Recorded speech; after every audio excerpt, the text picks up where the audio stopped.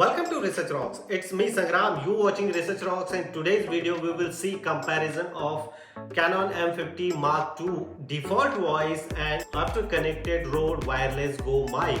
So I will provide you detailed demonstration inside the house and outside the house using by default voice and after connecting the Rode mic. So let's start as a demonstration.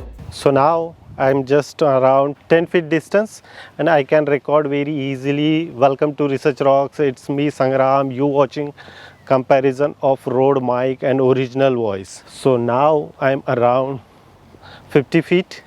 Again I go back here like 100 feet distance for this particular camera.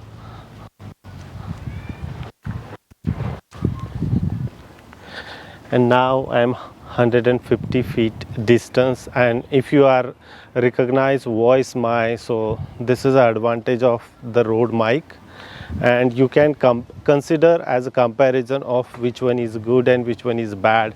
So like 200 feet I go back, and no matter which position you have like this, I am also surprised. Now this position around 200 feet.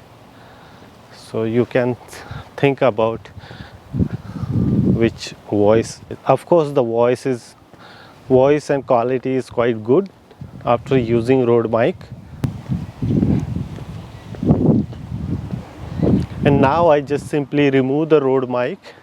Without Rode mic we can comparison of how much long distance my voice are recognized the camera. Without mic, my current voice are record as Canon M50 Mark II. Just only again I go back here